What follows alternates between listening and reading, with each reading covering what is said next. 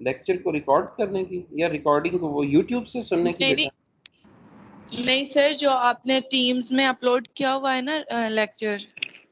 हाँ, वो उसकी एक्सेस नहीं मिलेगी। वो है बेटा टीम्स में जो उसका व्यू है ना, वो बेसिकली डीन वगैरह और उनके लिए है। तो मैंने वो, आप फेसबुक के ग्रुप पे देखें, लिंक दिया हुआ है यूट्यूब का, तो आप वहाँ से क्लिक कर लें। टीम्स पे अक्सर यही मसला होता था कि कुछ स्टूडेंट्स को तो उसकी एक्सेस हो रही है और कुछ को उसमें एक्सेस प्रॉब्लम आ रहा होता था। बाज़-औक़ात वो रिमूव हो जाता था वहाँ से शेयर पॉइंट से ऑटोमेटिकली। तो जी सर। इसके वो देखते हुए यूट्यूब पे कर दिया। यूट्यूब तो एक पब्लिक फोरम है, वहाँ से आप इजीली लेक्चर जो है वो सुन सकते हैं। जो फेसबुक पे आपका स्टडी ग्रुप है ना, उसको आपने रोज़ विजिट करते रहना है पहले की तरह। उसके ऊपर आपकी अब जो मार्क्ड एक्टिविटीज़ होंगी फ्यूचर में नेक्स्ट वीक से, उसकी इंफॉर्मेशन और जो रिकॉर्डेड लेक्चर्स हैं उनके लिंक आपको वहाँ पे मिल जाएंगे। तो वो मैंने पोस्ट किया हुआ है वेडनेसडे की रात से। थ्योरी का और लैब की डिमॉन्स्ट्रेशन मैंने कल अपलोड की थी, तो वो आप सुन सकते हैं उस पर। तो समत का कोई तो रोल सर नंबर? वो जो जी समत का रोल नंबर सर बताएं वो जो मैं। आपने जी जी। वो जो आपने जो पहले लेक्चर रिकॉर्ड किए थे पहले वीक में सर, तो उनकी रिकॉर्डिंग नहीं सर हमें मिली अभी तक। वो आप ड्राइव पे अपलोड कर देते। वो आप जो कह रहे हो जो आपके साथ गपशप होती है वो नहीं लाइव? नहीं सर, वो पहले लेक्चर हुआ है हमारा पहले वीक में 10 से 12 बजे तक। हाँ, वो तो लाइव इंटरेक्शन है ना। वो तो ये मैंने अभी रिकॉर्डिंग ऑन की है, वो तो सिर्फ है आपकी कोर्स फाइल के लिए ना, कि आपने क्या करना है। तो उसमें ये है कि फिर सारे बच्चों की पर्सनल कन्वर्सेशन है, उसे किसी फॉरम पे डाल दें तो वो इज़ अ बिट प्रॉब्लमेटिक। वो कोर्स फाइल के लिए बेसिकली, तो इसमें आपने क्वेश्चन आंसरिंग ही करनी है। तो जो आपको कंटेंट्स हैं वो डिलीवर हो जाएंगे रिकॉर्डेड लेक्चर्स में, वो आप सुन लिया करें। तो इसमें यह है, मैं पहले कंसेंट ले लूँगा सारे स्टूडेंट्स की। तो अगर स्टूडेंट्स को कोई उसमें इशू नहीं है तो वो भी अपलोड किया जा सकता है।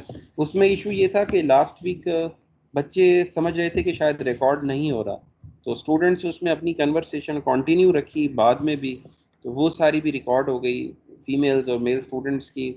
और कुछ बच्चे आपस में भी बाद में डिस्कशन करते रहे, वो पर्सनल डिस्कशन भी उनकी साथ उसमें रिकॉर्ड हो गई थी। तो मैंने वो अपलोड इसलिए मुनासिब नहीं समझा कि कर दूं। तो अभी से ये है कि 17 का तो आज मैंने रिकॉर्ड किया ही नहीं, और आपका भी अभी मैंने रिकॉर्ड ऑन किया। आई फॉरगॉट, तो इसको मैं अपलोड कर दूंगा अगर आप कहते हैं तो। तो ये समद का रोल नंबर तो बताएं, मैं उसे ऐड कर लूँ। समद आपकी क्लास में 18 में है?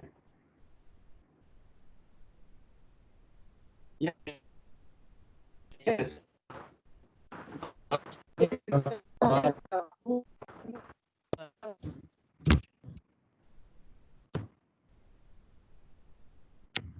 चलें जी, फिर से टीम्स मेरे पास हॉल्ट हो गई है, and I think I am offline.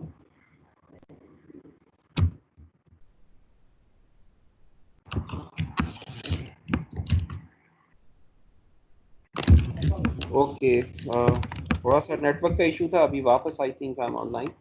तो उस समझ का कोई स्टूडेंट बता रहा था, मैं नहीं सुन सका क्योंकि आई वाज ऑफलाइन।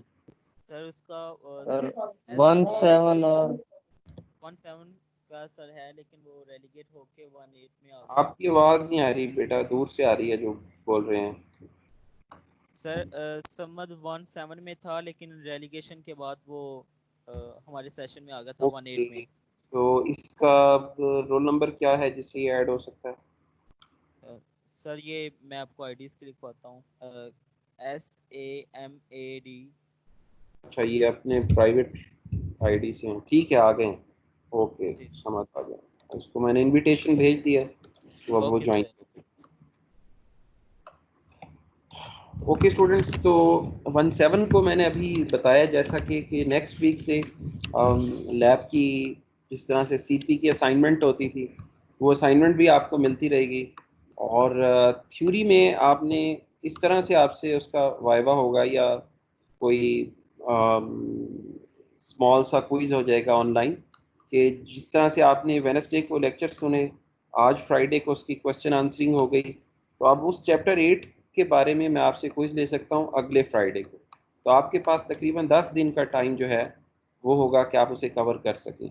और अगर मैंने पूरे सिलेबस से क्विज 2 या कोई और एक्टिविटी करना होगी तो वो मैं पहले से आपको अनाउंस कर दूंगा कि आज क्विज है। यानी कि सीपी एक्टिविटीज़ फ्राइडे को अगले हफ्ते से स्टार्ट होंगी, थ्योरी में भी और लैब में भी।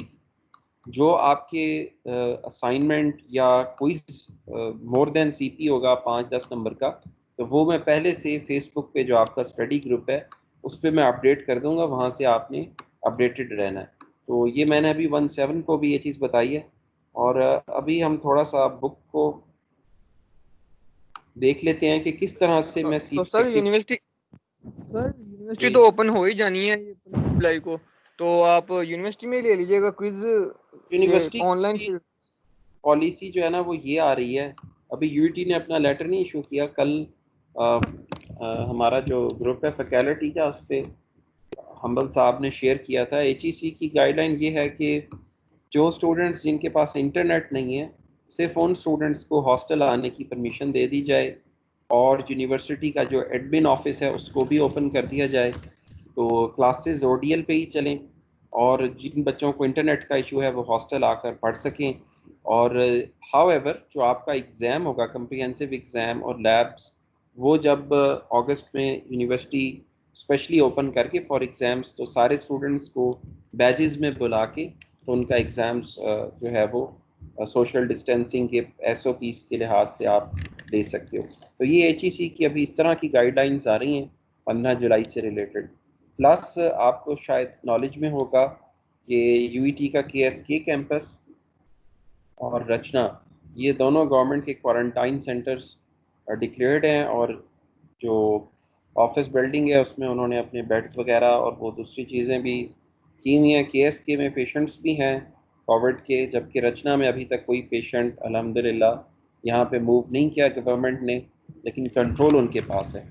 सो अगर यूनिवर्सिटी ओपन हो भी जाती है तो I think Narowal campus, Faisalabad और मेन कैंपस तो इंस्टेंटली ओपन हो सकते हैं, लेकिन जो रचना और कालाशाह काकू है वहाँ पे थोड़ा सा इशू होगा जब तक कि हेल्थ डिपार्टमेंट अपना सारा सामान जो है वो वापस ले जाते हैं और कंट्रोल कैंपस को वापस दे देते हैं। तो अभी तो कैंपस बंद है। आपके नए हॉस्टल में भी बेड्स लगे हुए हैं, 200 से 300 बेड फैसिलिटी है रचना में क्वारंटाइन सेंटर की, तो जहाँ पे कभी भी वो पेशेंट मूव कर सकते हैं। अभी तक तो नहीं मूव हुए, तो अगर कोई पेशेंट आ जाता है फिर तो वो डिसइंफेक्शन भी इसको करेंगे, 14 दिन के लिए खाली छोड़ेंगे कैंपस को, फिर किसी को आने देंगे। तो लेकिन अगर अभी हेल्थ डिपार्टमेंट हमें कंट्रोल वापस दे देता है तो रचना फ़ौरन ओपन हो सकता है, क्योंकि इसमें कोई पेशेंट जो है वो नहीं आया। तो अभी वो मिक्स ही पॉलिसी है। एचईसी की आई है, यूनिवर्सिटी यूईटी लाहौर का देखें क्या नोटिफिकेशन आता है इस मामले में, और रचना और केएसके का क्या करते हैं। सो इस वजह से जो ओडीएल में सीपी है वो तो हमें साथ साथ ही कैरी ऑन करना पड़ेगी। और अलबत्ता इतनी एश्योरेंस हो रही है कि कम्प्रिहेंसिव एग्ज़ाम जो है वो स्टूडेंट्स का यूनिवर्सिटी में ही होगा, और लैब का जो इवैल्यूएशन होती है फाइनल, चाहे वो बैजेस में हो। लेकिन फ़िलहाल क्लासेस जो हैं वो यही लग रहा है कि रनिंग सेमेस्टर में ओडीएल में ही चलेंगी, अनटिल अनलेस हमें हमारा प्रेमिसेस हेल्थ डिपार्टमेंट से वापस मिल जाता है और वो अपने सारा सामान जो है वो ले जाते हैं। तो अभी तो आपका न्यू हॉस्टल तो पूरा का पूरा उसमें उन्होंने वो बेड्स वगैरह लगाए हुए हैं, और क्लासरूम्स में भी लगाए हुए हैं यहाँ पे। ये सिचुएशन है रचना की। और हमारी सारी प्रेमिसेस कैंपस की स्टाफ कॉलोनी के अंदर हैं, बसेस वगैरह एवरीथिंग। तो वो जो प्रेमिसेस है कैंपस का वो सारा डिस्ट्रिक्ट गवर्नमेंट के पास है। ओके जी स्टूडेंट्स, तो मैं आपके साथ बुक जो है वो शेयर करके थोड़ा सा आपको ये बता देता हूँ कि किस तरह से आपका जो है वो जो ऑनलाइन वाइवा है वो हो सकता है। For example let me share the book with you first. ये आपने बेटा 8वां चैप्टर देखा, तो इसमें ज़ाहिर है मैं आपको ओवर बर्डन नहीं करूँगा। आई अंडरस्टैंड कि बाकी कोर्सेज के भी आपके असाइनमेंट्स और वाइवास और बाकी सारी चीज़ें रेगुलर चल रही हैं, and it is very hard to study independently at home. However due to ODL policy और CP भी हमें ऑफ कोर्स कवर करने। तो आपने सबसे पहले क्या करना है, जो भी टॉपिक आपने बेटा पढ़ना है उसकी आपने की टर्म्स कर लेनी है। अब देखें, होपफुली आपको ये बुक शेयर हो गई होगी, तो आपने ये की टर्म्स सारी ब्लू में दी हुई हैं, जैसे ये स्टॉल है, कैशे है। पहले तो आपने ये की टर्म्स कर लेनी है, बेस, लिमिट रजिस्टर एट्सेट्रा। की टर्म्स करने के बाद मैंने जो आपको मैं लेक्चर रिकॉर्ड करता हूँ उसमें मैंने ये हाईलाइट की होती हैं येलो से डेफिनेशंस। तो ये की डेफिनेशंस होती हैं। आप की टर्म्स को देख लें, की डेफिनेशंस। आवाज़ नहीं आ रही है आपको? बाकी स्टूडेंट्स को भी नहीं आ रही मेरी आवाज़? सर आ रही है। ओके, आ रही है सर। बेटा आपकी तरफ नेट का कोई इशू होगा। तो बेटा पहली चीज़ ब्लू वाली की टर्म्स, दूसरी चीज़ जो मैंने हाईलाइट की होती हैं डेफिनेशंस, वो आपने देख लेनी है। और तीसरी चीज़ ये जो सब टॉपिक्स होते हैं, जैसे यहाँ पे इसने सब टॉपिक्स में कहीं पे कंपाइल टाइम दिया हुआ था शुरू में, तो वो सब टॉपिक्स देख लेने हैं। जिस तरह ये स्वैपिंग ऑन मोबाइल सिस्टम 8.2.2 है, ये आपने थोड़े थोड़े देख लेने हैं। और ज़्यादा मैंने इसमें हाईलाइट किया हुआ है।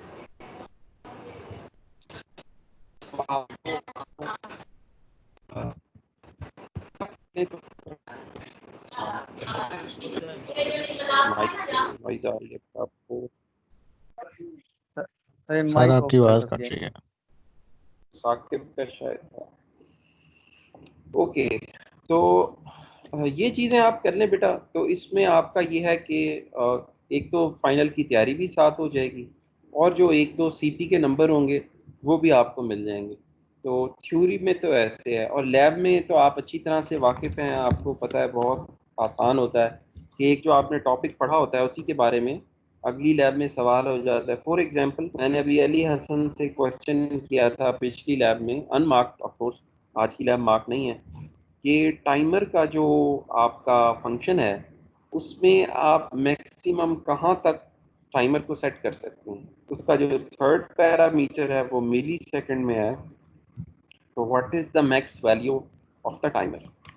तो एक सवाल ये मैंने बच्चों से किया, ये आप भी देख लीजिएगा, बहुत आसान इसका जवाब है। मेथड 1 में आप सेट टाइमर का फंक्शन यूज़ करते हैं। सेट टाइमर के फंक्शन का थर्ड पैरामीटर है जिसमें आपने time in unit milliseconds देना होता है। तो उसकी मैक्सिमम वैल्यू क्या हो सकती है, कितना आप डिले जो है उसमें डाल सकते हो। अभी किसी बच्चे को पता है तो मुझे बता सकता है, एनी स्टूडेंट? ठीक है, सर 1000। नहीं 1000 नहीं, उसमें आप थोड़ा सा। जी बेटा, 6000। नहीं, उसमें बेटा आप देखिएगा, इसका बहुत आसान सा थोड़ा सा लॉजिकल सा आंसर है, लेकिन आप थोड़ा सा गौर करेंगे MSDN में ज़रा देखिएगा इस फंक्शन को क्लास के बाद, तो आपको आइडिया होगा कि तो ये एक इस तरह का मैं एग्जांपल दे रहा हूँ कि इस तरह के सवाल हो सकता है। या मैंने अभी एक और क्वेश्चन भी पूछा था बच्चों से 17 से कि अगर आपने मैक्सिमम लिमिट कोई है, उससे ज़्यादा आप डिले कराना चाहते हैं इसी मेथड के ज़रिए, मेथड 1 के ज़रिए, तो can it be done, is it possible? तो मैंने खुद ही फिर बच्चों को जवाब दिया कि बिल्कुल। जर्नल प्रोग्रामिंग में आपने लूप्स जो हैं वो पढ़े थे, आप लूप्स के ज़रिए इस फंक्शन को एक से ज़्यादा दफ़ा कॉल कर सकते हैं। ये एक मेथड हो सकता है। दूसरा मेथड हो सकता है, हमने ऑल दो फाइल्स नहीं की विंडोज़ प्रोग्रामिंग में, लेकिन आपने कन्वेंशनल प्रोग्रामिंग में ऊप में PF1 में फाइल्स पढ़ी होंगी। आप फाइल पे स्टेट सेव कर सकते हैं किसी भी टाइमर की। मिसाल के तौर पे आपने इसके इस्तेमाल देखे होंगे, वीडियो गेम्स में यूज़ हो सकता है, लॉगिंग के लिए इस्तेमाल हो सकता है। ऑल दो आपको मैक्सिमम लिमिट से ऊपर जाने की ज़रूरत पेश नहीं आएगी। बहुत एक्सट्रीम कोई केस होगा जब आपने कोई प्रोग्राम रन करना होगा डेज़ में और आप सुपर कंप्यूटिंग कर रहे हैं, वहाँ पे इसकी ज़रूरत पेश आती है। तो स्टिल आप लूप्स को भी इस्तेमाल कर सकते हैं और फाइल्स को भी। तो ऐसे ही क्वेश्चन जैसा आपसे पहले मैं पूछता रहा हूँ, लैब में तो उसी तरह के सिंपल क्वेश्चंस उस टॉपिक से जो हमने लास्ट वीक किया होता है वो नेक्स्ट वीक में हम पूछ के तो आपके CP के मार्क्स लग सकते हैं। फिर आपको याद होगा लैब में आप असाइनमेंट भी सबमिट किया करते थे, उसका मकसद यही होता था कि आपको हैंड्स ऑन प्रैक्टिस जो है हो जाए। और वो जो सीपी की असाइनमेंट होती थी वो कलेक्टिव असाइनमेंट हुआ करती थी, इंडिविजुअल नहीं। यानी कि आप गाइडेंस ले सकते हैं अपने क्लास फेलो से, लेकिन आपने उसको कोड जो है वो अपनी आपने मॉडिफिकेशन करनी है, अपना लिखना है। इस कलेक्टिव असाइनमेंट का मकसद क्या था कि आपको उस टूल की, यानी जिस मिसाल के तौर पे सेट टाइमर और WM_टाइमर मेथड 1 का आपका फंक्शन है, तो इसकी आपको प्रैक्टिस हो जाए। आप अगर 10 प्रोग्राम बना लोगे अपने खुद से मॉडिफाई करके, तो आप बहुत कंफर्ट फील करोगे फ्यूचर में, जब आपको इसका दोबारा से कोड लिखना पड़े या आपको एग्ज़ाम्स में इसमें से कुछ पूछा जाए तो आपके लिए आसानी होगी। तो हमारी रूटीन ये होगी कि लैब में एक असाइनमेंट जैसे पहले मिला करती थी, followed by viva at some day, और किसी हफ्ते नहीं भी होगा, किसी हफ्ते होगा भी, और वो रेलेवेंट टू लास्ट वीक होगा। इसी तरह से वो लेक्चर जो आपने एक वेडनेसडे को आपको मिल गए, जैसे इस वेडनेसडे को आपको चैप्टर 8 के मिले हैं, तो जो कमिंग फ्राइडे है, अगला फ्राइडे, थ्योरी में से 1 नंबर की सीपी आपकी, 2 नंबर की, 1 नंबर की सीपी में से आपके सिंपल से क्वेश्चंस जो हैं वो हो सकते हैं। जैसे आपने इंटरनल फ्रेगमेंटेशन पढ़ी, एक्सटर्नल फ्रेगमेंटेशन पढ़ी, तो ऐसा क्वेश्चन हो सकता है सादा सा कि इंटरनल फ्रेगमेंटेशन क्या होती है, एक्सटर्नल फ्रेगमेंटेशन क्या होती है। ठीक है, तो इस किस्म के सवाल हो सकते हैं आपसे कि जो सीपीयू का व्यू होता है उसे लॉजिकल एड्रेस बोलते हैं। तो इस तरह के छोटे छोटे सवाल बुक से ही, बाइबल से ही आपसे पूछे जा सकते हैं। तो इससे ज़्यादा आपको वो बर्डन नहीं करेंगे। हाँ, अगर कोई क्विज़ अरेंज करना है तो वो मैं पहले से ग्रुप पे अपलोड करूँगा, उसका सिलेबस भी। तो अगर उसकी ज़रूरत पेश आई और यूनिवर्सिटी नहीं खुलती तो obviously we have to go through this method, तो वो फिर मैं आपको अपडेट करता रहूँगा। तो अभी बेटा एक तो आपकी असाइनमेंट है टाइमर की। ये असाइनमेंट मैंने आपको 8th वीक में दी भी थी। आपको याद होगा आपने मेथड 1 और मेथड 2, मेरा ख्याल है मेथड 1 तो आपने रन कर ही दिया था, और मेथड 2 भी शायद 17 को तो मैंने मेथड 2 भी टाइमर प्रॉक भी करा दिया था, होपफुली आपको भी कराया होगा। तो 10 प्रोग्राम्स आपने बनाने। टाइमर 1 का डेमो 1 आपको मिल चुका है। टाइमर 2 का डिमॉन्स्ट्रेशन भी मैं वेडनेसडे तक अपलोड कर दूंगा, और आप 8th वीक में भी उसको देख चुके होगे। तो आपने बेटा प्रोग्राम्स बनाने हैं 4 वेरिएशंस फर्स्ट की और 4 सेकंड की। अगर आपने पहले नहीं बनाई असाइनमेंट उस 8th वीक में तो आप अब बना लीजिएगा, अगर पहले बना ली थी तो वो सबमिट कर दीजिएगा। तो और कोड आपने किस तरह से करना है, कोड आप अपने कीबोर्ड और माउस वाले चैप्टर के प्रोग्राम्स को भी इसमें सेट कर सकते हो। आप देखें टाइम बीपर 1 में उसने क्या किया, राइटर ने, पेट्सोल ने, कलर चेंज हो रहा है और एक बीप आ रही है, तो क्या आप उसकी जगह मैसेज बॉक्स नहीं ऐड कर सकते? डेफिनेटली कर सकते हैं। क्या आप पोस्ट क्विट मैसेज 0 कॉल कर सकते हैं? यस, आप वो भी कर सकते हैं।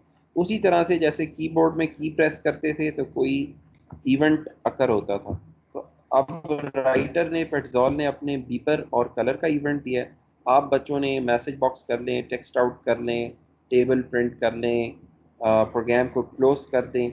आपने कोई से 4 इवेंट अटैच करने हैं बीपर 1 में, और बीपर 2 का डेमो भी मैं इंशाल्लाह अपलोड कर दूंगा, टाइमर प्रॉक। तो टाइमर प्रॉक में भी आपने कोशिश करनी है कि आप उसकी भी 4 वेरिएशंस जो हैं वो बना लें उसी ही प्रोग्राम को एडिट करके। और ये इंडिविजुअल असाइनमेंट नहीं है, ये कलेक्टिव असाइनमेंट है। आप अपने फ्रेंड्स से कोड ले सकते हो उनकी असाइनमेंट का, लेकिन आपने उसको, उसमें जो इवेंट है वो अपना कोई ऐड करना है। जैसे उसने मैसेज बॉक्स लगाया है, आप टेक्स्ट आउट लगा दें। किसी ने टेक्स्ट आउट लगाया, आप टेबल अटैच कर दें। किसी ने टेबल अटैच किया, आप पोस्ट क्विट मैसेज डाल दें। उसमें पोस्ट क्विट मैसेज डाला हुआ है, आप उसमें कोई कीबोर्ड की एक्टिवेट कर दें, कोई स्क्रॉल बार, व्हाटएवर, जो भी आपको आसान लगे। तो मकसद सिर्फ है कि आपको प्रैक्टिस हो जाए मेथड 1 की भी और मेथड 2 की भी। और क्योंकि काफ़ी गैप आ गया है 1-2 महीनों का, तो मेरी रिक्वेस्ट होगी स्टूडेंट्स से कि आप 2-3 प्रोग्राम्स जो हैं वो हाथ से कोड करें, कॉपी पेस्ट करने की बजाय, फ्रॉम ज़ीरो टू एंड। क्योंकि मार्क्स अपनी जगह सही है, इवैल्यूएशन अपनी जगह, लेकिन कोर्स का मकसद जो है वो लैब का यही है कि आपको ऑपरेटिंग सिस्टम प्रोग्रामिंग जो है वो करना आ जाए। बुनियादी जो बेसिक चीज़ें हैं, तो उसमें वो जो 3rd चैप्टर का प्रोग्राम है वो बहुत फंडामेंटल है। जब तक आप क्लोज बुक टाइपिंग ना करें तो आप ये लर्न नहीं करोगे। तो असल मकसद तो हमारा इसमें लर्न करना है इसको, तो सेकेंडरी पर्पस उसमें ऑब्वियसली जितनी आप एफर्ट पुट करते हैं तो उतना आप अच्छा ग्रेड और मार्क्स भी ऑब्टेन कर सकते हैं। लेकिन एटलीस्ट जो बेस प्रोग्राम है वो हर स्टूडेंट को जो ये कोर्स पास करे, तो मेरी उम्मीद है, उससे एक्सपेक्टेशन है कि वो ये एटलीस्ट बेस कर्नल का प्रोग्राम जो है वो इसमें टाइप कर सके। तो आपसे रिक्वेस्ट है मेरी कि ये जो टाइमर की असाइनमेंट है इसमें 2 से 3 प्रोग्राम, थोड़ा सा मुश्किल तो है आई अंडरस्टैंड, जहाँ पे आप भूल जाएं बुक खोल लें, 2 से 3 प्रोग्राम आपने क्लोज बुक टाइप करने हैं और उसको एडिट करना है, ताकि कोर्स का जो बुनियादी पर्पज़ है to learn operating system programming and to learn how the kernel works, तो ये जो स्टडी ऑब्जेक्टिव है ये हर स्टूडेंट अचीव कर ले, और जो भी स्टूडेंट ये अचीव कर लेगा वो ये कोर्स पास कर जाएगा। ट्रस्ट मी कि उसके बाद जितना आप एफर्ट पुट करोगे आपका ग्रेड अप जाएगा। लेकिन अगर आप जो बुनियादी पहले 4-5 चैप्टर थे उसमें जो बुनियादी प्रोग्राम थे स्क्रॉल बार तक, अगर वो आपको अच्छी तरह से आते हैं आप ये कोर्स बहुत आसानी से पास कर लोगे। लैब का जो कोर्स है उसके बाद आपने कितना अच्छा ग्रेड लेना है वो आपकी अपनी मर्ज़ी है, वो मैं आपको पुश नहीं करूँगा। हर स्टूडेंट हर कोर्स में ब्रिलियंट नहीं होता, आप एक कोर्स में डाउन होते हैं दूसरे कोर्स में अप होते हैं, या आपकी पर्सनल स्किल्स अच्छी होती हैं अगर आपका जीपी अच्छा नहीं है, एटसेट्रा एटसेट्रा। सो इतनी एक्सपेक्टेशन हर स्टूडेंट से मेरी है कि वो जो बुनियादी बेस प्रोग्राम है वो आप करना सीख लें, आपको निटी ग्रिटी जो बेसिक्स हैं वो पता चल जाए, एंड दैट्स इट। तो स्टूडेंट्स असाइनमेंट आपकी पहली ओडीएल की है जी टाइमर की, 10 प्रोग्राम्स आप मुझे थर्सडे की रात तक आप मुझे ईमेल कर दोगे। इट्स अ कलेक्टिव असाइनमेंट और ये 1 नंबर की होगी। अगले जुम्मे को दूसरी जो टास्क होगी, आपने 8वें चैप्टर की टर्म्स कर लेनी है, और जो टॉपिक्स हैं what is swapping, what is internal fragmentation, इसमें मैं थ्योरी में एनालिटिकल क्वेश्चंस नहीं पूछूंगा, वो मैं क्विज़ में या इम्तिहान में पूछूंगा। एनालिटिकल से मेरी मुराद है जिसमें आप, जिस तरह मैंने पूछा कि टाइमर में अगर आप मैक्सिमम लिमिट तक पहुंच जाते हो तो आप किस तरह से उससे आगे आप कैसे प्रोग्राम को लेके जा सकते हैं। तो ये एनालिटिकल थिंकिंग क्वेश्चन है जिसमें किताब से आगे आप खुद अपनी ब्रेनस्टॉर्मिंग करके जवाब दे सकते हो। तो थ्योरी में ऐसा कोई सिलसिला नहीं होगा, आपका जो डोमेन है क्वेश्चन की वो लिमिटेड होगी बुक और बुक की बेसिक्स तक, की टर्म्स की टॉपिक्स, दैट्स इट। जिस तरह इसमें की टर्म्स क्या थी कि आपके पास मेन मेमोरी क्या होती है, स्वैपिंग किसे कहते हैं, internal fragmentation, external fragmentation, blue वाली की टर्म्स और येलो में जो हाईलाइटेड डेफिनेशंस हैं। सीपी एक्टिविटी बस इससे होगी, बाकी जो है वो इम्तिहान में और क्विज में बाद में पूछा जाएगा। तो साथ साथ आपने बस ये येलो वाले हाईलाइटेड डेफिनेशंस देख लें, ब्लू की टर्म्स देख लें और मेन टॉपिक जो कवर कराया बस इतना आपने देखना है। और होपफुली ये आप एक दफ़ा अगर पढ़ेंगे उसे तो आपको ये आइडिया हो जाएगा। तो पहला तो आधा सर लेक्चर जी जी सर फाइनल कितने मार्क्स का होगा? उसकी वेटेज कितनी होगी? फाइनल की वेटेज अभी देखें, यूनिवर्सिटी से अगर खुल जाती है तो उसकी कुछ और पॉलिसी होगी, और अगर ओडीएल में इम्तिहान होते हैं तो फिर उसकी पॉलिसी कुछ डिफरेंट होगी। अभी इसमें यूटी से पॉलिसी नहीं आई, जैसे ही कोई लेटर आता है तो मैं फेसबुक पे जो आपका ग्रुप है स्टडी, उस पर वो लेटर एज इज़ शेयर कर दूंगा आपके साथ कि यूटी लाहौर की क्या पॉलिसी है। अभी के लिए ये है कि सर जो मिड सीपी और है, फाइनल दोनों होंगे? हाँ अगर यूनिवर्सिटी ओपन हो जाती है तो एक ही कम्प्रीहेंसिव एग्ज़ाम होगा जिसका सिलेबस जो है वो फॉलो नाम से फाइनल हुआ है। वो कम्प्रीहेंसिव इनका तो खैर ओडीएल पे ही हुआ है, take home open book paper है। अगर यूनिवर्सिटी खुल जाती है तो फिर आपको फ्रॉम फुल सिलेबस, जैसे टर्म सिस्टम में हुआ करता था सेमेस्टर सिस्टम से पहले, या एनुअल सिस्टम में एफएससी मैट्रिक में जैसे सिलेबस में से आपका पेपर हो जाता है। तो जाहिर है फिर वो एग्ज़ाम होगा, और मेरा ख्याल है उसकी वेटेज जो है वो 50-60% तो ज़रूर होगी, बाकी आपके असाइनमेंट्स क्विज़ेस और ये चीज़ें होंगी। तो यूनिवर्सिटी की जैसे ही जो भी पॉलिसी आएगी वो आपके साथ मैं शेयर कर दूंगा ग्रुप पे। ज़ाहिर है बाकी टीचर्स भी फिर शेयर कर देंगे आपके साथ, और as soon as I receive that तो I will share with you guys. So to date अभी तक आपके 16 के अलावा 17, 18 और 19 सेशन की एग्ज़ाम पॉलिसी नहीं आई यूनिवर्सिटी की। अभी तक यही था हमारे नोटिफिकेशन के 15 जुलाई को यूनिवर्सिटी रीवैल्यूएट करेगी कि उसे ओपन होना है या नहीं। तो अगर ओपन हो जाती है तो कुछ और सिनेरियो होगा, ओडीएल पे चलता है तो फिर वही 1-6 वाला इसमें सिनेरियो होगा। तो रचना में चांसेस और केएसके में ओपनिंग के चांसेस क्वारंटाइन सेंटर की वजह से इसमें देखना पड़ेगा कि अगर डिस्ट्रिक्ट गवर्नमेंट कंट्रोल वापस देती है तभी आप कैंपस जो है वो फंक्शनल हो सकेगा। तो मेन और बाकी कैंपसेस तो ऑब्वियसली गवर्नमेंट का नोटिफिकेशन आते ही ओपन हो जाएंगे। तो लेट्स सी कि इसमें क्या रजिस्ट्रार ऑफिस से पॉलिसी आती है। तो तब तक हम इसी तरह से सीपीस और जो क्विज 2 है वो अगर यूनिवर्सिटी खुल गई तो खुलने के बाद ही होगा, नहीं तो जिस तरह ऑनलाइन बाकी लोगों का हो रहा है तो आपका भी इंशाल्लाह हो जाएगा। तो फर्स्ट तो हाफ लेक्चर तो स्टूडेंट्स हो गया कि अगले हफ्ते आपने क्या करना है। तो अभी आप मुझे ये बताएं पहले कि आपने टाइमर प्रॉक वाला प्रोग्राम कर लिया था लैब में जब यूनिवर्सिटी ओपन थी 8th वीक में।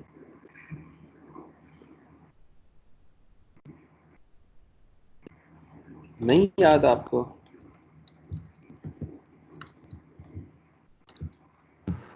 सर जी जी जी सर 1 कर दिया था आईटी टाइम। अच्छा 1 किया था, ठीक है। 2 का जी डेमो सर। मैं 1-7 को मैंने 2 भी करा दिया, उनसे मैंने पूछा है आपको 1 कराया होगा फिर। तो दूसरे का डेमो इंशाल्लाह मैं अपलोड कर दूंगा। तो आप पहले के प्रोग्राम बना लीजिएगा और दूसरे की कोशिश कीजिएगा। तो अगर ना बने तो फिर हम फ्राइडे को मज़ीद इसको डिस्कस भी कर सकते हैं। लेकिन 10 प्रोग्राम्स आपने टाइमर के देने हैं, चाहे मेथड 1 के दें चाहे मेथड 2 के। वो आपने थर्सडे तक मुझे ईमेल करने हैं कलेक्टिव असाइनमेंट के तौर पे और अपनी इनपुट के साथ। तो लेक्चर होपफुली आप सब ने सुन लिया होगा। आपको यूट्यूब पे तो खैर किसी को भी एक्सेस की तो एटलीस्ट एरर नहीं आया होगा, बैंडविड्थ भी उसकी बेहतर होती है। तो फेसबुक पे ग्रुप पे उसका लिंक शेयर था। चैनल अगर आपको कोई सब्सक्राइब नहीं जी आपका चैनल सब्सक्राइब नहीं नहीं हो रहा बेटा, अच्छा नहीं हो तो काफ़ी आसान होता है, वो सब्सक्राइब का बटन होता है सर वो सब्सक्राइब आसान तो होता है, वो उसमें कहते हैं, वो कहते हैं यू डोंट हैव एक्सेस, पता नहीं क्या। यूट्यूब पर भी हाँ या जी टीम्स। कर लिया सब्सक्राइब चैनल आपका। सर चलें नहीं हो रही है।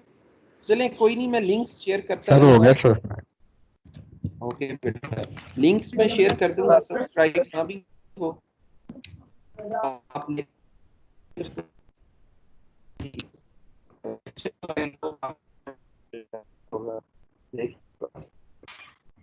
तो क्वेश्चन अगर आपको तो है तो आप मैं बताएं। आज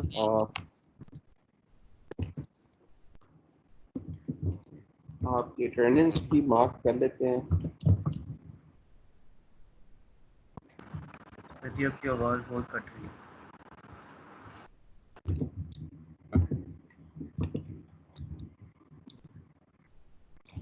जी मैं बोल ही नहीं रहा, अब बोल रहा हूँ। तो ये आपके सीआर हैं, सीआर मुदस्सिर है, सीआर ऑनलाइन हो। Yes sir. अटेंडेंस जो है ना ये वैसे मेरे पास डाउनलोड भी हो जाएगी यहाँ से, लेकिन आपने मुझे ईमेल कर देनी है पहले की तरह, ठीक है? तो जी सर मैं कर जब तुम गलत अटेंडेंस ईमेल करोगे तो तुम्हारा एक सीपी में माइनस कर दूंगा, ठीक है? यहाँ से मेरे पास ठीक है। ठीक हो गया। और अगर सारी अटेंडेंस सही देते रहे तो तुम्हें एक सीपी मिल भी जाएगा at the end of sir ODL. लेकिन सर अभी रन टाइम पे जो सर हमें बच्चे क्या ऑनलाइन है, मिलेगा? मैं तो उनको जी भेजूंगा ना। सर अभी रन टाइम पे जो ऑनलाइन है मैं तो उनकी अटेंडेंस भेजूंगा ना। अगर आपके पास वो कोई पहले वाली चली गई या लास्ट पे वाली मीटिंग के चली गई तो हाँ फिर बस सर मेरा फ्री। ये डाउनलोड अटेंडेंस यहाँ से अटेंडेंस डाउनलोड कर लेते हैं। ये मैंने डाउनलोड भी कर दिया और आपने भी मुझे ईमेल कर देंगे। ठीक है सर मैं भी कर दूंगा। ओके बेटा, कोई आपका सवाल हो लेक्चर से मुतालिक तो आप पूछ सकते हैं, और अगर नहीं है किसी का सवाल तो वो स्टूडेंट जाना चाहे तो जा सकता है, लेकिन let me check if my sir ये थ्योरी का कह रही है सीपी, वो किस दिन होगी? जुम्मे को, अगले जुम्मे को। 1 नंबर थ्योरी का और 1 नंबर लैब का असाइनमेंट का है। और अगर लैब का वाइवा हुआ तो 1 नंबर उसका भी होगा। जैसे लैब में तो वो पहले होता था ना 1 जी नंबर सर। असेसमेंट का, तो पहले वाली रूटीन। थ्योरी में ये है कि हर हफ्ते 1 नंबर की मैं सीपी ऐसे स्टूडेंट वाइज आपसे एक एक सवाल पूछ लिया करूंगा बस, और नंबर लगाते जाऊंगा साथ साथ। सर लैब में ये जो मेथड 1 है इसी में से वो होगा ना सीपी एक्टिविटी? मेथड 1 ही होगा, लेकिन मेथड 1 में आप देखो कि उसमें क्या क्या है। उसमें वेंट्रॉक भी है, पूरा चैप्टर 3 और 4 भी आ जाता है ना उसमें। वेंट्रॉक भी है, प्रोग्राम एंट्री पॉइंट भी है, प्रोसेस कंट्रोल ब्लॉक है, मैसेज लूप है उसके अंदर, वो सारी चीज़ें यस आपकी। सर। टाइमर है। तो पीछे वाला तो ऑब्वियसली पूछा जा सकता है कि मिसाल के तौर पे मैं आपसे शो विंडो भी पूछ सकता हूँ, H instance ICMD show plus timer. तो टाइमर का ओके मेथड 1 आप कर लें, मेथड 2 जो है वो फिर अगले हफ्ते का। चल ठीक है सर। तो जिन बच्चों ने सर चैप्टर 8 ही होगा थ्योरी का बस? जी,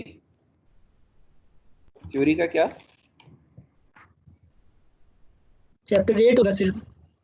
जी जी, जो सिर्फ चैप्टर 8 होगा।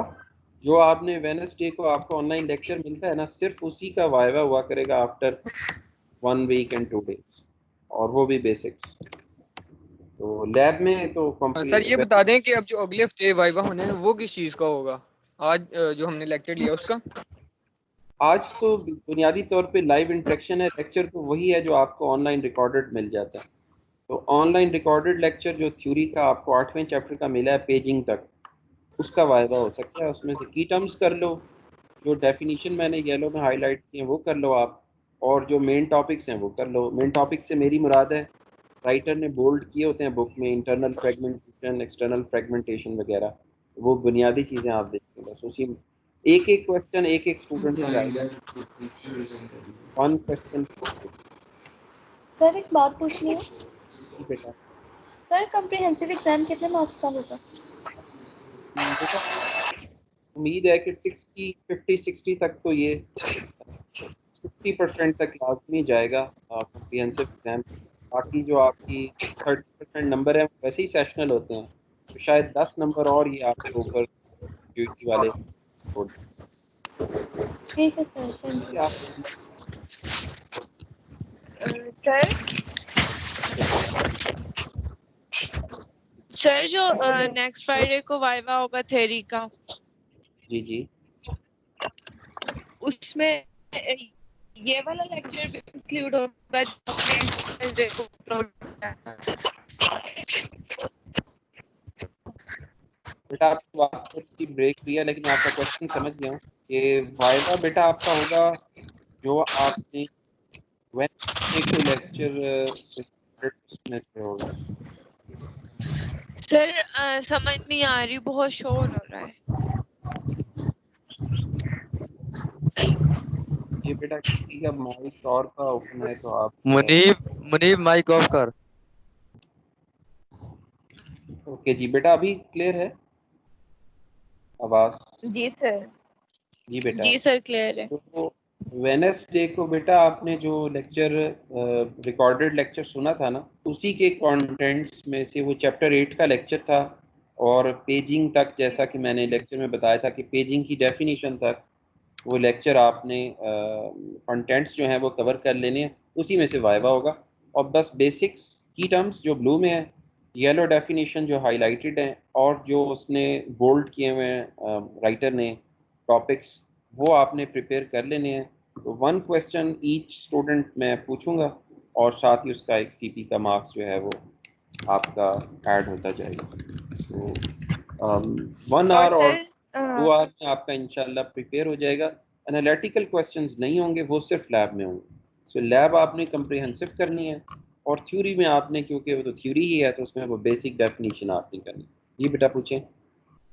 सर जो आप नेक्स्ट वेडनेसडे को अपलोड करेंगे लेक्चर, उसमें से तो नहीं होगा ना कोई वाइवा? नहीं, जो नेक्स्ट वेडनेसडे यानी कमिंग वेडनेसडे को अपलोड होगा, उसका 1 हफ्ते के बाद, यानी कि नेक्स्ट से नेक्स्ट जी फ्राइडे जो सर। आता है, तब उसका वायदा हुआ जी करेगा। तो सर आपको ठीक है। 10 दिन का टाइम मिल जाएगा आराम से उसको प्रिपेयर करने में। तो जी सर। ओके जी। और कोई क्वेश्चन बेटा पूछना है तो पूछिए। तो जिन बच्चों को कोई क्वेश्चन नहीं है वो जानना चाहें तो जा सकते हैं। और अटेंडेंस लिस्ट मैंने डाउनलोड कर ली है, सीआर भी मुझे ईमेल कर देगा, तो लिस्ट मैं डाउनलोड कर चुका हूँ। तो जिन बच्चों ने अपने कॉन्सेप्ट्स क्लियर करने हैं तो वो मीटिंग में रहें और क्वेश्चन आंसरिंग कर सकते हैं अगले 20 मिनट में।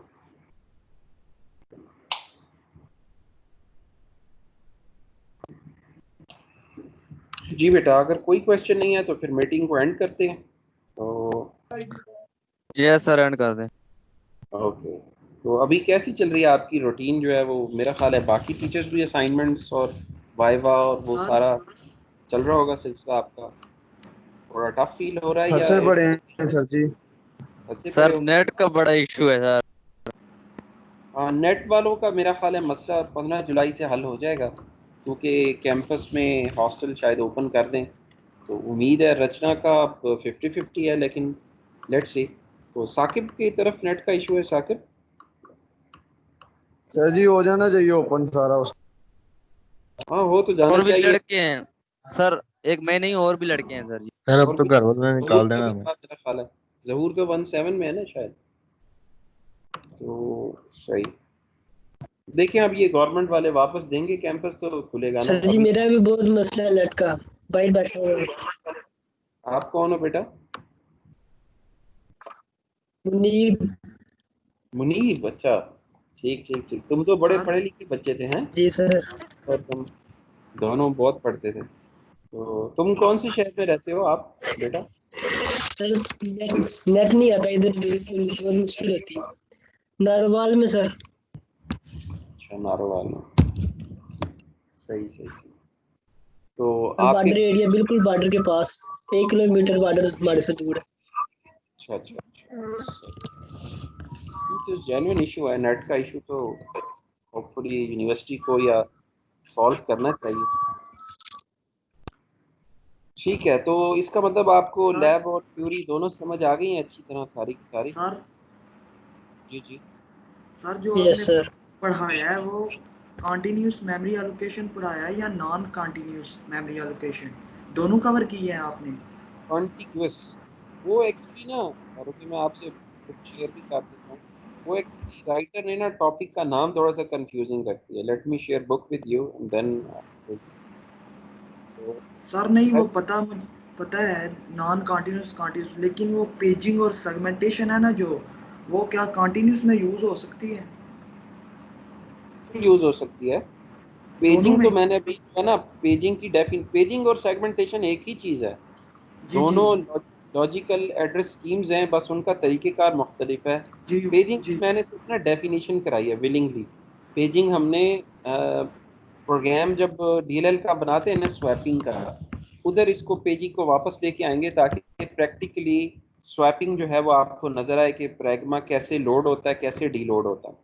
तो अभी आप ये किताब में देख सकते हो कि ये जो इसका टॉपिक था कॉन्टिग्यूस मेमोरी एलोकेशन का, उसका नाम एक्चुअली मेमोरी एलोकेशन होना चाहिए था, क्योंकि उसमें कॉन्टिग्यूस भी उसने ये आ गया 8.3 कॉन्टिग्यूस मेमोरी एलोकेशन। ये बेसिकली मेमोरी एलोकेशन इसका नाम जो है, अगर आप टॉपिक का रखें तो वो ज़्यादा बेहतर है, क्योंकि इसमें आप देखो तो इसने दोनों चीज़ें डिस्कस की हैं, कॉन्टिन्यूस भी और नॉन कॉन्टिन्यूस भी, दोनों चीज़ें इसने इसमें डिस्कशन की है। तो बेसिकली हमने कॉन्टिग्यूस भी देखा और नॉन कॉन्टिग्यूस भी मेमोरी, दोनों ही टॉपिक्स को हमने इसके अंदर कवर किया है। तो आपका क्वेश्चन यही था ना कि कॉन्टिग्यूस और नॉन कॉन्टिग्यूस दोनों करनी है या एक ही करनी है कासर? यस सर, यही था। हाँ, तो दोनों ही हैं, और इस टॉपिक का नाम बेसिकली मेमोरी एलोकेशन ही है, और राइटर ने कॉन्टिग्यूस लिख दिया है तो कॉन्टिग्यूस मान लेते हैं। सो बोथ हमने करनी है, दोनों स्ट्रेटजीज। सर ये पूछ रहा था इंटरनल फ्रेगमेंटेशन और एक्सटर्नल फ्रेगमेंटेशन, ये तो प्रॉब्लम है कॉन्टिन्यूस में, लेकिन ये नॉन कॉन्टिन्यूस में है प्रॉब्लम इसकी। कॉन्टिग्यूस कह रहे हैं आप या कॉन्टिन्यूस कह रहे हैं? कॉन्टिग्यूस कह रहे हैं। कॉन्टिग्यूस कह रहे हैं, ठीक है। तो कॉन्टिग्यूस देखिए, वो स्पेस होती है जिसमें आप बीच में कोई स्पेस जो है वो ना लीव करो। तो उसमें आप देखें कि एक्सटर्नल फ्रेगमेंटेशन क्या होती है। आप अपना आइडिया बताओ ना मुझे। एक्सटर्नल, इंटरनल तो ये हो गई ना कि जब आपने एक प्रोसेस के अंदर सर अनयूज्ड बताता हूँ। मेमोरी जो है वो आपकी हो गई इंटरनल फ्रेगमेंटेशन। अब एक्सटर्नल फ्रेगमेंटेशन राइटर ने क्या कहा है कि एक्सटर्नल फ्रेगमेंटेशन एग्जिस्ट करती है when there is enough total memory space to satisfy a memory request, however the available space are not contiguous. यानी कि चंक्स में, होल्स में आपके पास मेमोरी है रिक्वेस्ट के बराबर या उससे ज़्यादा, लेकिन एक ही चंक में मौजूद नहीं है कॉन्टिग्युअस कि आप उसे रिजॉल्व कर सकें। सो आपका क्वेश्चन कि अगर हम स्टोरेज ही कॉन्टिग्युअस करें, मिसाल के तौर पे फिक्स पार्टीशन साइज, आपने चैप्टर में पढ़ा होगा कि IBM OS/360 में MVT के अंदर जो MVT मेथड था उसमें फिक्स पार्टीशन साइज इस्तेमाल होता था। फिक्स पार्टीशन क्या कि आपकी 100 MB की मेमोरी है, आपने 10-10 MB के 10 हिस्से बना दिए यूजर स्पेस के लिए। अब जो भी प्रोसेस आएगा, चाहे वो स्मॉल हो या लार्ज हो, उसे 10 MB का एक चंक दिया जाएगा। अगर वो लार्ज होगा तो इनसफिशिएंट मेमोरी का एरर आ जाएगा और आपका प्रोसेस एग्जीक्यूट नहीं हो सकेगा, और अगर स्मॉल होगा तो वो उस प्रोसेस को ऑक्यूपाई कर लेगा और उसकी शक्ल में क्या होगी, इंटरनल फ्रेगमेंट। अब देखो एक्सटर्नल फ्रेगमेंटेशन होगी ही नहीं फिक्स पार्टीशन में, क्योंकि सारे प्रोसेस साथ साथ हैं, कोई होल एम्प्टी नहीं है। पहला प्रोसेस आया, उसे होल 1 मिल गया 10 MB का।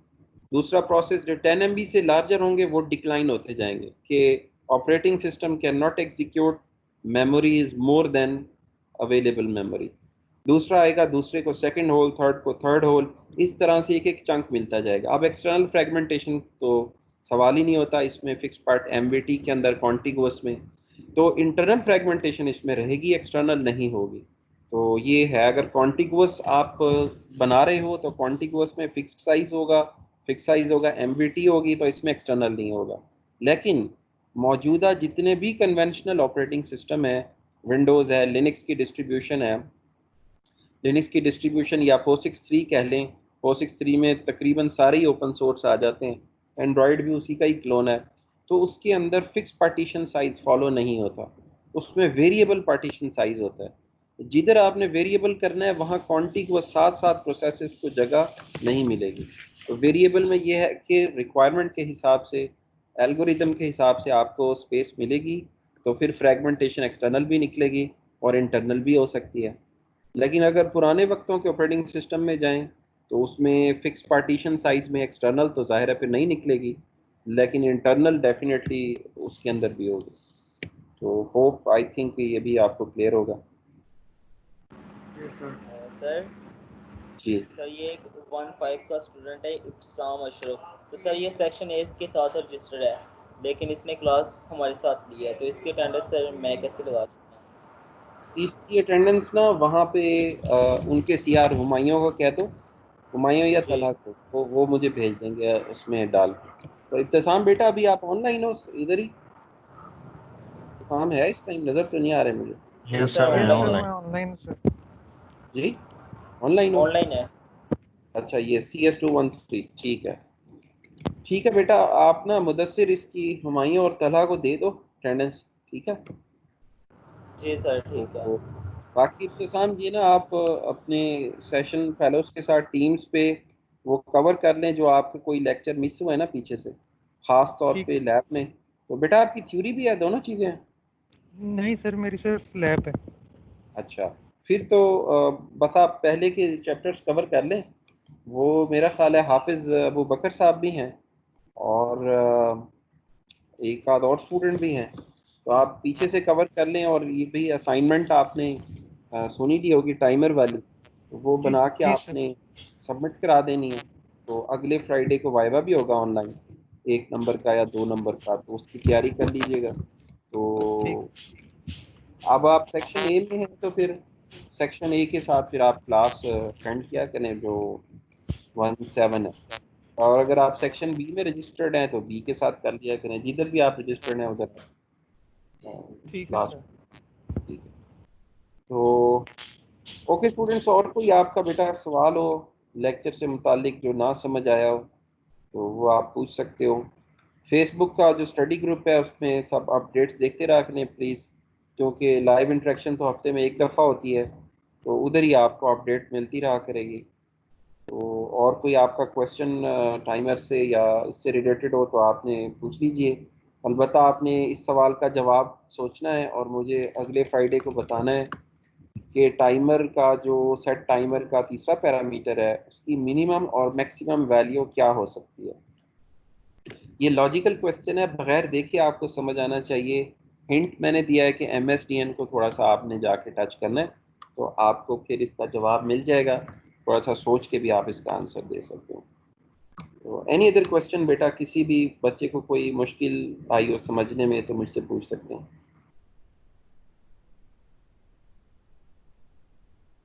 चलें जी, आपकी अटेंडेंस वैसे ही ओपन हो गई है, मेरा ख्याल है मैं अटेंडेंस ही ले लेता हूँ अब। अटेंडेंस शेयर भी कर देता हूँ आपसे ताकि आपको एक्सेल शीट नज़र भी आए। ओके, आई होप आपको विजिबल होगी। तो अली रज़ा 401 एब्सेंट है। अम्मार 402,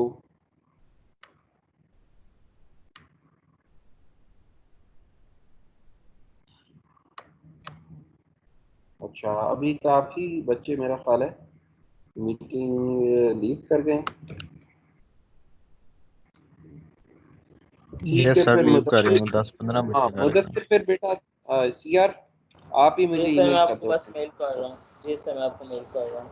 मैं इसमें फिर ऐड कर दूंगा। मेरा ख्याल है अली रज़ा थी आज प्रेजेंट 401। नहीं सर, एब्सेंट है। तो ये मेरा ख्याल है ऐनक लगाया करते थे जहाँ तक मुझे याद है मेरी तरफ। जी जी 401 सर, भैया। राइट, ठीक है।